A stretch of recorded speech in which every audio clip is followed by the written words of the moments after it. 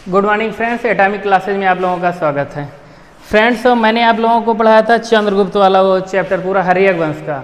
उस पर एक स्टूडेंट ने मेरे कमेंट किया, सर ये राजा तीन तीन शादियाँ क्यों करते थे। मैं उस अपने कमेंट वाले दोस्त को बताना चाहता हूँ, राजा जो है शादियाँ इसीलिए करते थे कि वो मान लो किसी युद्ध को जीत जाते थे और हार जाते थे। यदि उन्हें युद्ध जीतना ही होता था तो तीन तीन शादियाँ करते थे। दहेज में क्या करते थे, राज्य पा जाते थे। जैसे मैंने आप लोगों को बताया था चंद्रगुप्त वाले में, हर्यक वंश में, जो हर्यक वंश का संस्थापक, सॉरी फ्रेंड, चंद्रगुप्त नहीं, वो बिंबिसार जो था, उसने क्या किया था, जीवक को पाया था कि नहीं दहेज में। उसी तरह वो वैद्य को पा गए। अब वो क्या करते थे, राजा मान लो राज्य पा जाते थे, दहेज पा जाते थे। इसी तरह आ जाते हैं हम वो चंद्रगुप्त मौर्य वाले में। उसने क्या किया, हेरात, कंधार, काबुल और बलूचिस्तान क्षेत्र ले लिया और दहेज में क्या किया, 500 हाथी दे दिया। अब 500 हाथी दे दिया फ्रेंड्स, तो उन्होंने क्या किया, अब जो सेल्यूकस था उन्होंने अपनी पुत्री का विवाह करा दिया। फ्रेंड्स, ये पूरा का पूरा राजनीति का स्ट्रक्चर है। आप लोग सोचिए, तो कमेंट वाले भाई ये जरूर आप लोग सोचे कि राजा तीन शादियां क्यों करते थे, एक शादियां क्यों करते थे और इनके इतने बच्चे कैसे होते थे। ये टॉपिक नहीं है। अब हम आप लोगों को पढ़ाएंगे गुप्तोत्तर काल फ्रेंड, पुष्य भूति वंश। गुप्तोत्तर काल,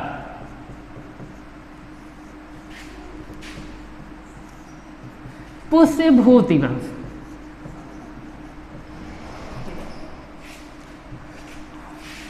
पुष्य भूति वंश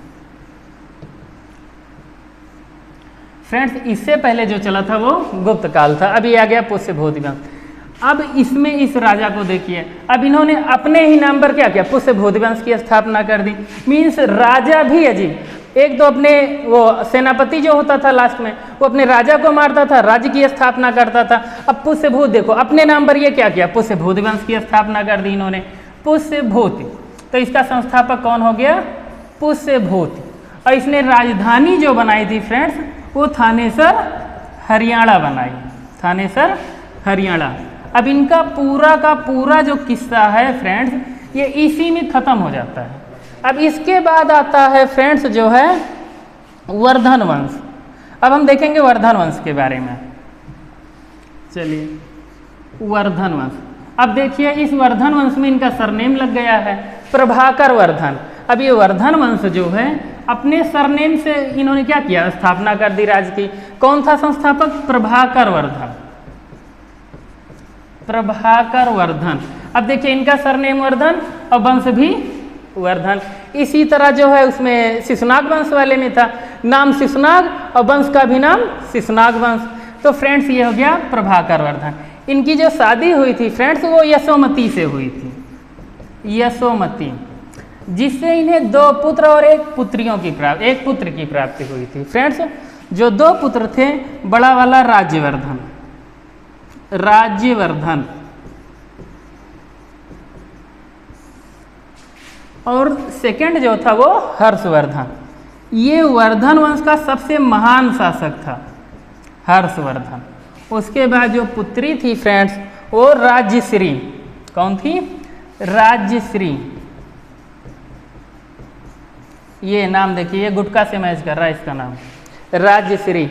ये कन्नौज के शासक गृह वर्मा के साथ इनकी शादी हो जाती है। कन्नौज के शासक, कन्नौज के शासक गृह वर्मा के साथ इनकी शादी हो जाती है फ्रेंड्स, जब राज्यवर्धन जो है हुड़ों से युद्ध में बिजी होता है, मीन्स ये हुड़ों से युद्ध करने जाता है, तो इधर इनके पिता प्रभाकर वर्धन की तबीयत खराब हो जाती है। प्रभाकर वर्धन ये बीमार पड़ जाते हैं, ये बीमार पड़ जाते हैं फ्रेंड्स। तो युद्ध विजय तक, मीन्स राज्यवर्धन जब तक युद्ध जीतता तब तक इनकी डेथ हो जाती है फ्रेंड्स। और ये खबर जो है राज्यवर्धन तक एक गुप्तचर के द्वारा पहुंचा दी जाती है कि आपके पिता का देहांत हो गया। अब राज्यवर्धन युद्ध से वापस लौट कर आता है। जब राज्यवर्धन युद्ध से यहाँ वापस लौट कर आता है फ्रेंड्स, तो वो सोचता है कि अब राजपाट छोड़ के मैं वैराग्य धारण कर लूँ। वो वैराग्य धारण मीन्स वो साधु बनना चाहता है, राज्यवर्धन वैराग्य धारण करना चाहता है। लेकिन फ्रेंड्स, वो जब तक वैराग्य धारण करता तब तक गुप्तचर ने फिर इसको एक सूचना दे दी कि जो कन्नौज का शासक गृह वर्मा, जिसकी शादी मीन्स मान के चलिए राज्यश्री का जो पति था, राज्यश्री का, इसकी जो है हत्या कर दी जाती है मालवा नरेश उपगुप्त, वो देवगुप्त के द्वारा फ्रेंड्स, मालवा नरेश देवगुप्त,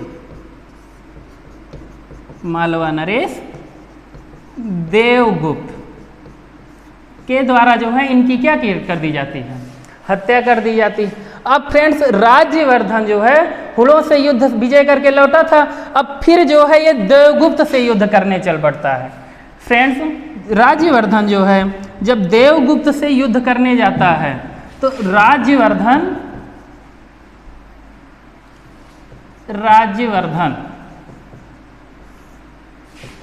देवगुप्त की हत्या कर देता है, देवगुप्त की हत्या कर देता है, मीन्स ये युद्ध में विजयी होता है। फ्रेंड्स जब राज्यवर्धन वापस आता है तो देवगुप्त का मित्र गौड़ शासक शशांक था फ्रेंड्स, वो शैव धर्म का अनुयायी था। शैव धर्म मीन्स वो भगवान शंकर को मानता था। शशांक ये गौड़ शैव शासक था फ्रेंड्स, शैव शासक। इसने जो है राज्यवर्धन की हत्या कर दी। क्या की? राज्यवर्धन की हत्या कर दी। फ्रेंड्स जब राज्यवर्धन की हत्या हो जाती है 606 ईस्वी में फ्रेंड्स ये पूरा कारनामा होता है, 606 ईस्वी का। अब 606 ईस्वी के बाद जो है शासक हर्षवर्धन बन जाते हैं, मीन्स हर्षवर्धन गद्दी पर फ्रेंड्स 606 ईस्वी पर बैठते हैं, 606 ईस्वी, और ये पूरा 647 ईस्वी तक शासन करते हैं। फ्रेंड्स जब ये गद्दी पर बैठते हैं तो पहला काम इनका जो होता है राज्यश्री को खोजना, क्योंकि हत्या किसकी हो जाती है? राज्यवर्धन की हत्या हो जाती है, तो राज्यश्री जो है वो जंगल में भटक जाती हैं। तो हर्षवर्धन जो है इनका एक मित्र था दिवाकर, वो बौद्ध धर्म को मानता था। दिवाकर मित्र कौन था? दिवाकर। ये मित्र फ्रेंड्स जो है ये बौद्ध धर्म को मानता था, बौद्ध धर्म। अब इस मित्र की सहायता से फ्रेंड्स वो राज्यश्री को खोजता है, राज्यश्री को खोजा फ्रेंड्स। अब राज्यश्री को खोजने के बाद ये वापस आता है, वापस आने के बाद ये जो है सबसे पहले राजधानी परिवर्तित करता है, मीन्स ये अपनी बहन को खुश करने के लिए या अपनी बहन का कार्य करने के लिए या अपनी बहन को मानने के लिए ये जो है राजधानी परिवर्तित करता है, राजधानी।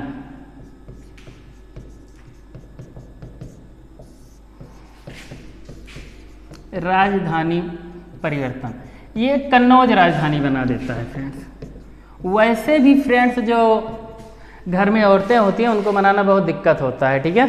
तो मान के चलिए अपनी बहन को मनाने के लिए, उनको खुश करने के लिए ये राजधानी परिवर्तित कर दिया कन्नौज, ठीक है।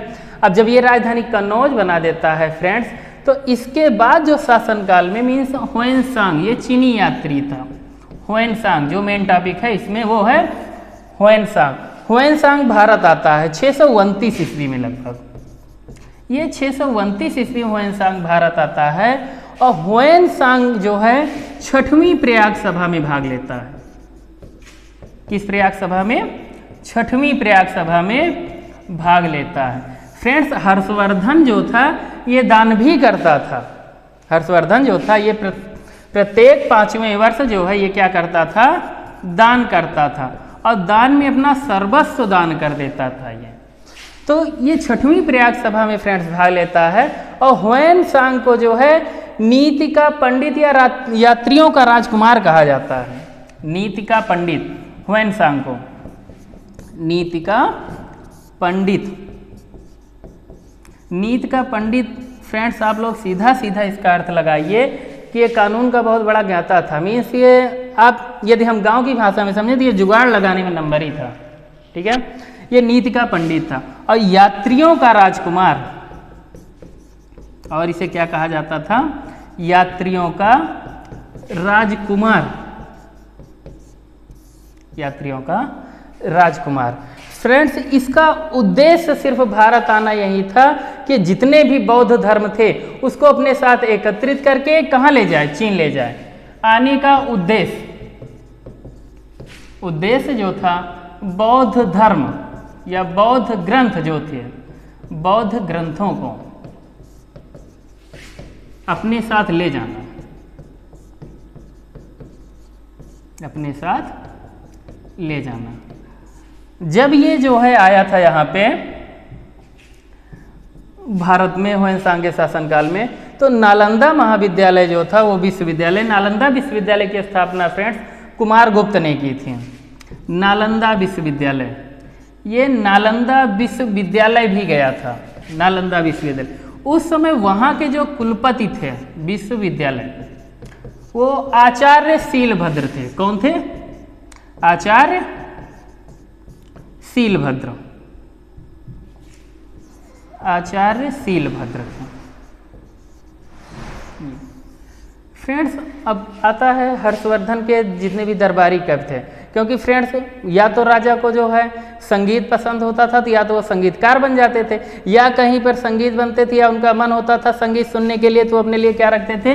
दरबारी कवि रखते थे। फ्रेंड्स मान के चलिए जितने भी राजा होते थे उनके लिए कुछ ना कुछ मनोरंजन के लिए चाहिए, तो मनोरंजन के लिए क्या करते थे? या तो दरबारी कवि ले आते थे, या और भी उनके पास जो जुगाड़ थे, जो मैं आप लोगों को ऑन कैमरा बोल नहीं सकता, फ्रेंड्स आप लोग समझ सकते हैं।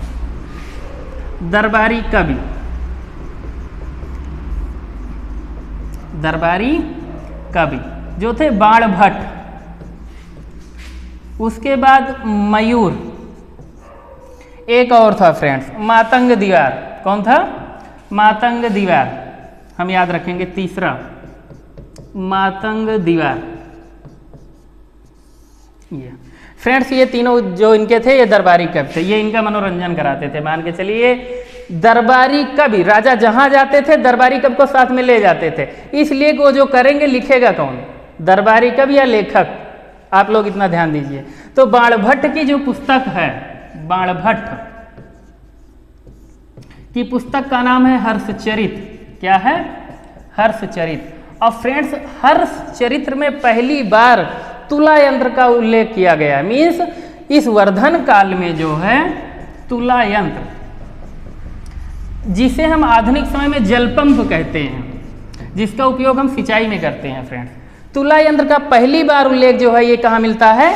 हर्षचरित में मिलता है फ्रेंड्स। और लोकपाल शब्द का पहली बार प्रयोग प्रांतीय शासकों के लिए कहाँ किया गया है फ्रेंड्स? यहीं पर किया गया है, लोकपाल के लिए, लोकपाल के लिए। प्रांतीय से, ये लोकपाल शब्द जो है ये प्रांतीय शासकों के लिए यूज किया गया है फ्रेंड्स।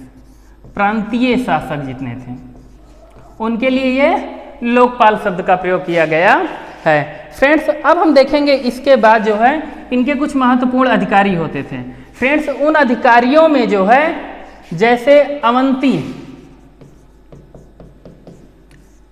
सिंहनाद, उसके बाद आता है कुंतल, उसके बाद स्कंदगुप्त। कौन हो जाएगा? स्कंदगुप्त। ये फ्रेंड्स ये चार जो है मुख्य अधिकारी थे। अधिकारी मीन्स जो जिसका नेतृत्व करते थे फ्रेंड्स। ये सिंहनाद जो था मुख्य सेनापति, आप नाम से ही अनुमान लगाइए। सिंहनाद मीन्स ये सिंह जैसा शेर, ये दहाड़ेगा, मीन्स मजबूत है यह, मतलब ये मुख्य सेनापति है। क्या है ये? मुख्य सेनापति। आया समझ में नहीं है फ्रेंड्स? उसके बाद आता है फ्रेंड्स अवंती। अवंती जो था ये अश्व सेना का मुख्य सेनापति था। किसका? अश्व सेना का, अश्व सेना का मुख्य सेनापति। उसके बाद फ्रेंड्स आता है कुंतल।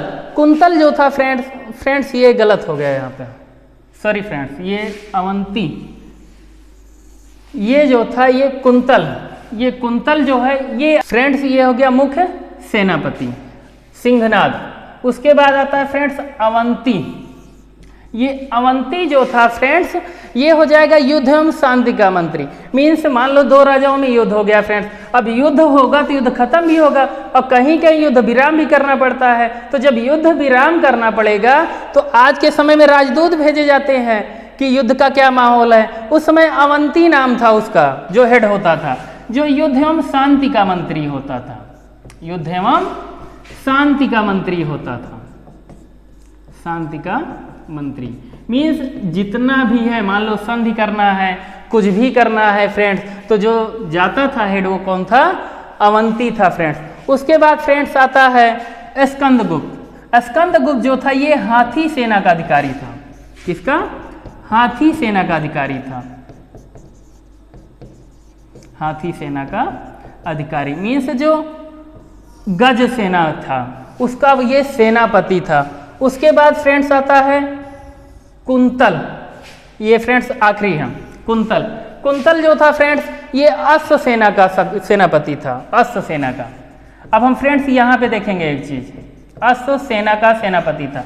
अब देखिए ये अवंती जो था ये युद्ध एवं संधि का मंत्री। मान लो कोई भी संधि करना हो या कुछ भी करना हो, पूरा का पूरा कार्य जो है ये अवंती करता था। और यहाँ पर देखेंगे सेना जो है ये 3 पार्ट में डिवाइड, एक तो ये स्थल सेना, उसके बाद ये हाथी गज सेना और उसके बाद ये अश्व सेना। फ्रेंड्स आया समझ में?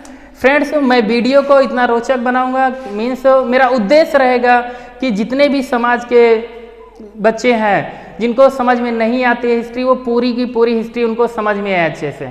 Thanks for watching my video friends, धन्यवाद।